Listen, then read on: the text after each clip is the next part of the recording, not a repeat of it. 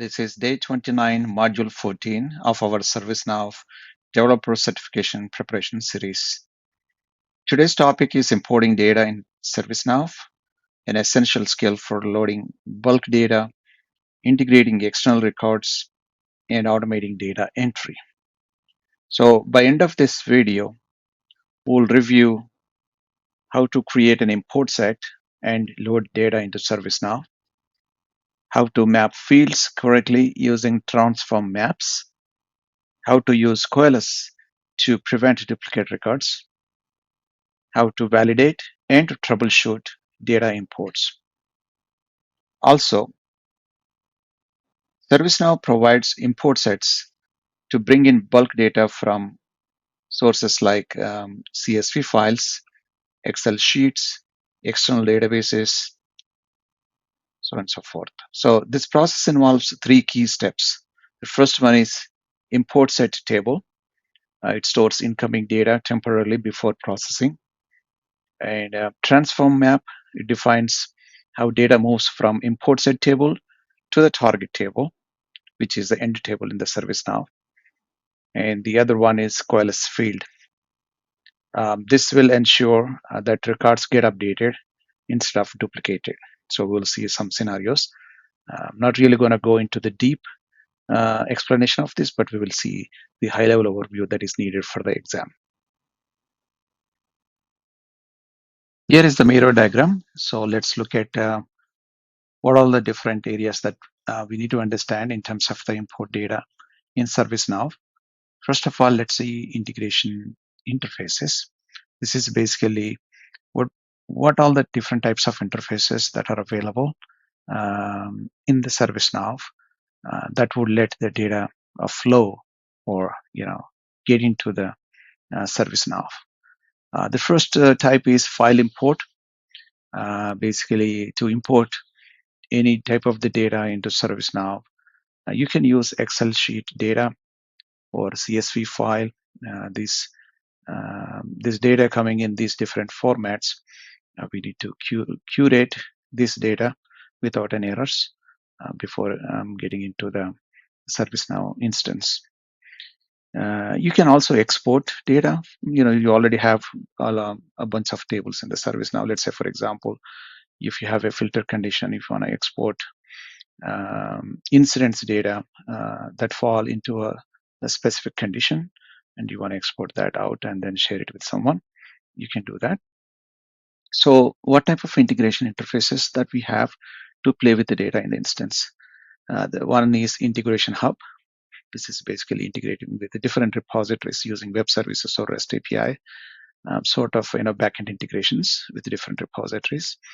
Authentication, basically, we need to make sure that to transfer the data should be secure, should go through the secure gateways. That means you need to authenticate. Then URL access, platform web services, scripted web services, database, and email. So these are the different integration interfaces. Some precautions that we need to take whenever we plan to import data into ServiceNow. We should plan and examine the data before importing. Otherwise, if you are importing wrong data or corrupted data or the data that's not of the right format or anything that is not correct in terms of where the data is going to be saved, then it will be a problem later on because we need to clean up once the data is imported into the instance, which is a burden for the administrator. And the other one is verify and fix any data issues before importing. As I said, we need to stop the damage before the data coming into the instance. Import sets. Let's look at the import sets. Import sets, they pull data into ServiceNow. Then how to do that? We will load the data. If you have Excel sheet, when you import that into the ServiceNow instance, it's not really directly going into the target table. It will first go to import set table. We also call that staging table, where it will be staged. And then once we know what kind of fields that we have, what kind of a data is in there in that staging table, which is also called import set table. Then we need to map those fields to the target table. And we are making sure that a field is mapped to the right field into the target table. And that's where we call the transform map. We are going to map the fields from source table to the target table. And then once we have it, we run the transformation. It will go through the transformation process, and the data will be pushed from the source table into the target table. So the target table populated with the map data. So again, just to show that the transform map, this step, to do that, we need to create the transform map, and to push the data, we need to run the transform process. So that's what we are showing here. The next one is loading data. So again, we are going to go through one more time, quick look at import set table. Import set table is also called staging table, and this is a source table. And create transform map, basically what we are looking at in the whole process. We have source table, we have target table, there will be field maps. Basically, we are mapping the source table field to the target table. That's the maps. That means we will establish relationships. And then this is Coalesce.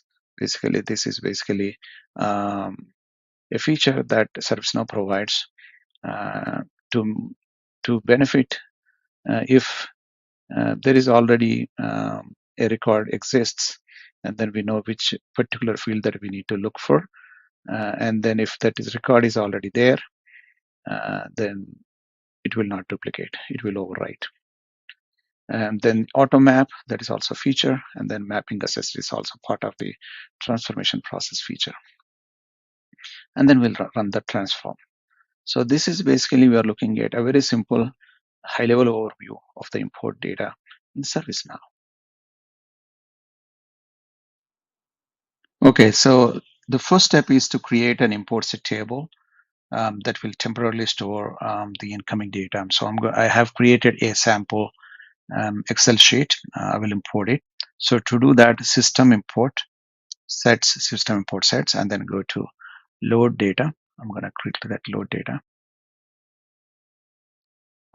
So I'm going to the name for this is going to be incident underscore import. So I'm going to import a Excel sheet that is going to contain of a list of incidents that I'm going to import into the incident table. That's my target table. Okay, so I'm going to choose the file here. So I chose the file called ServiceNow import example. Sheet number 1, header row is 1. It's a simple Excel sheet. I'm going to submit it.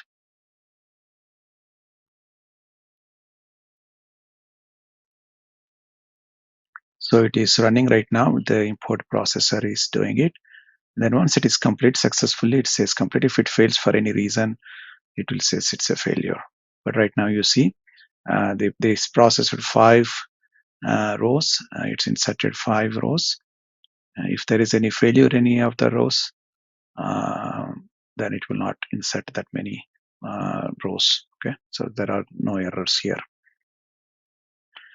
So if we wanted to see where it is stored, so if you go to the import sets, that's where we have this this table is created. That is the entry here. This is a source table, which is, again, it's a temporary table. We can delete it once it is successfully imported, but that is not the important thing. So we have given the name called incident underscore report, and the table name, and the system has given u underscore incident underscore report. U is always added as a user created table. All right, you probably know it already. All right, so that's about import process here.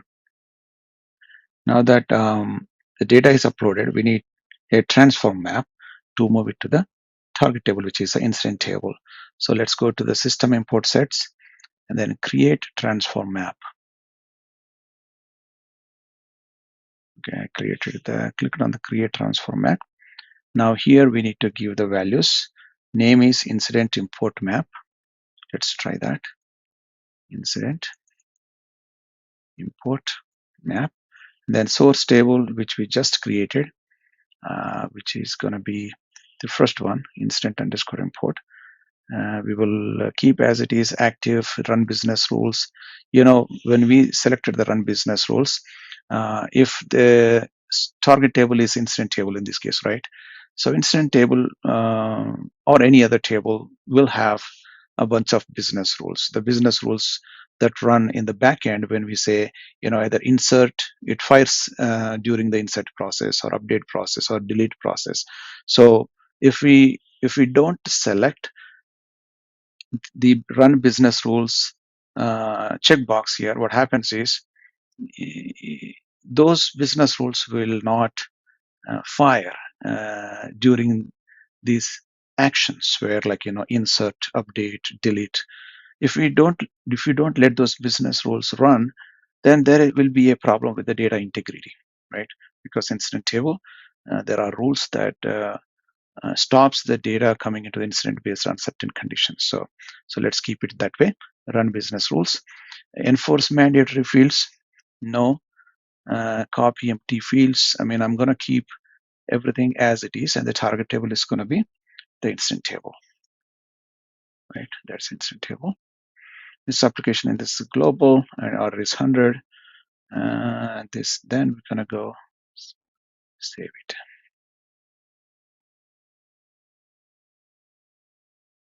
Now let's match the columns in the import set table to the fields in the incident table. So let's do that. So for that, let's click on the mapping assist. So right here we have the mapping assist.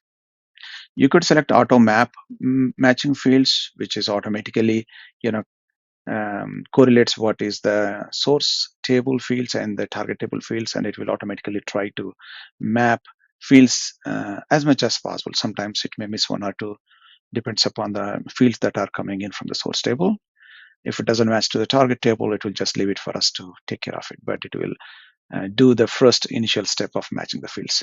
So let's go for the mapping assist. So here what you're looking at is, this is a source table, which is the incident underscore import, which we imported the data. And this is a target table where all the incident table related data is here, right? So you see a lot of fields available in the source table, although I have just imported just a number, short description, priority, caller, category, and state.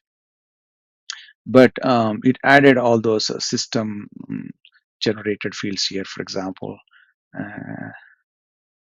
let's go here, sysid, target record, target table, and so on and so forth, updated. These are all system generated fields. Now, let's go to match what we are trying to do, the short description. We wanted to use the short description on the source field to the short description on the target ones. Let's see. So I completed the mapping here. So short description, priority, and caller.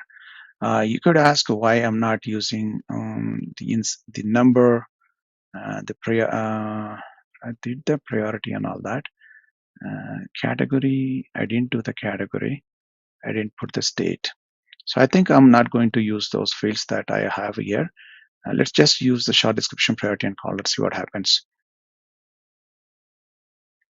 So once I save it, we'll be back onto this transform map form here. You see the field maps, caller, source field to the target field. It is u underscore going to be mapped to the caller ID. That means the data here will be transferred to the caller underscore ID. The same goes to the priority and short description. So to make it all the data that we have imported into the source table moved completely to the target table, I have added all the remaining fields here, like number, priority, state, category, and number. And I also, if you see, I made the number as a Coalesce field. That means if the incident number that I'm importing into the target table exists already, then it will not create a new row with the same number, but rather it would update any other field values, keeping the same row as it is and not duplicating it. So that is the functionality here. If you make it call. So what I did is I clicked on the new, and when it opens, then I selected the source field and target field one by one. Just wanted to make sure that how did I do that. I just wanted to test this feature also here. And let's go ahead and save this.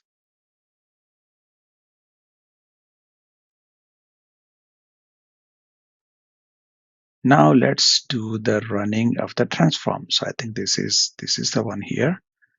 I'm going to run the transform. So what is the import set? We have the import set here, and this is the incident import set incident. That is the one that we are going to, because it's already there. So I'm going to run the transform. Let's see how long it will take. I think looks like it's pretty fast. It's completed, transformation completed. Let's look at the import log. Yeah, there's no. The following fields are mandatory: resolution code and close notes. Yeah, these are the mandatory fields. That is because we are keeping the business rules intact. That's why it is not letting it, because the business rules are taking care of it. So I just opened the incident table, which is incident.list, and then I wanted to see how many rows were imported successfully. If you see from updated perspective, 1, 2, 3, 4. These were all updated.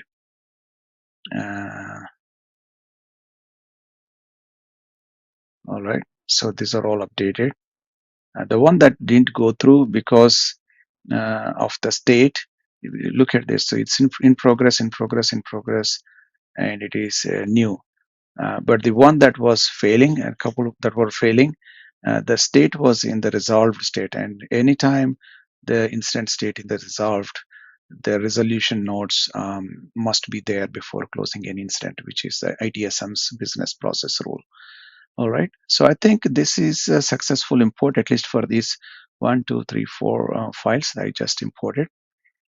So that means it works, right? So now you know how to import a set of values into incident table. You could do anything, any sort of import data. This is a very simple example, but if you wanted to learn more about it, definitely there's a lot to learn in the importing data perspective. And that is it for day 29, module 14, importing data in ServiceNow. I hope this helped you to understand the simple step-by-step process of importing data using transform maps and a little bit of troubleshooting errors. If you found this video helpful, please hit the like button, subscribe, and let me know in the comments what topics you would like me to cover next.